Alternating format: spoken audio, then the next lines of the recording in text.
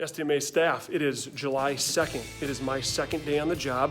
Call me crazy, but after day one, I decided to come back for more. I think I might be the only person left in the building. If you're watching this right now, we're doing something wrong. I'm hopeful that you won't get it until after a long weekend of rest and relaxation with friends and family. I am sitting and coming to you live from room 242 at the high school. I don't know who teaches in this room. I know that they might cover something about presidents, and I love presidential trivia, by the way. And I also know that they've got a jersey of Kareem Abdul-Jabbar at the front of the room. Didn't need to even look at the name on the back of the jersey. As soon as I walked in, I knew who it was right away.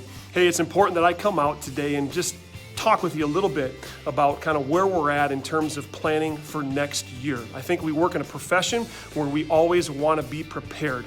But I also want to let you know that we've learned that we have to become comfortable with the unknown right now. What we do know is that the state has asked our school, as well as every school in the state, to be prepared for one of three scenarios for the start of the school year. One of those scenarios is that we're going to be back in full force. Students will be welcomed into the building, and we will adhere to social distancing as best we can within the school environment. The second scenario, and what is the most difficult in my opinion, is the hybrid model. The hybrid model is based on 50% capacity in a building. And when students are in the building, we're going to be more strict about the 6-foot social distancing standard that's put in place. So why am I here in room 242? Well, as you look around, we have spent some time here as an admin team talking about what this might look like, what it might look like having students spaced out, how many students we can fit in a classroom. And so we're trying to have intentional conversations on what next year looks like in the school if we are forced to go to the hybrid model. The third option is completely distance learning.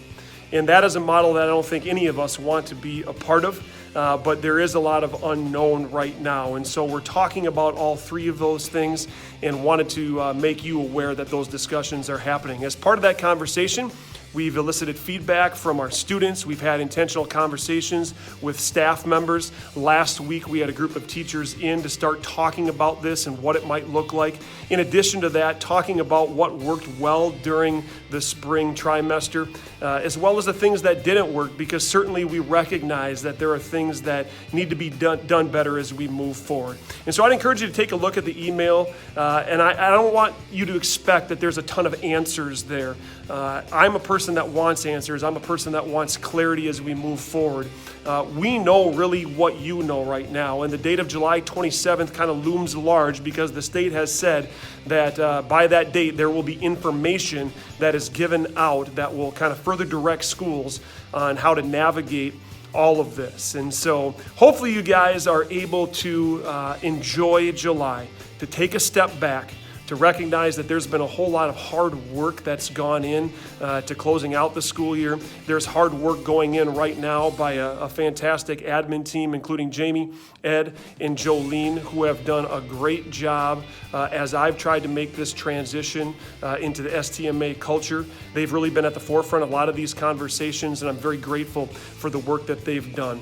But I think it's a cohesive message on all of our parts that you as a staff enjoy your July. Learn to be comfortable with the unknown right now, and we are hopeful that we can provide clarity towards the end of the month. Have a great 4th weekend. We'll see you, staff.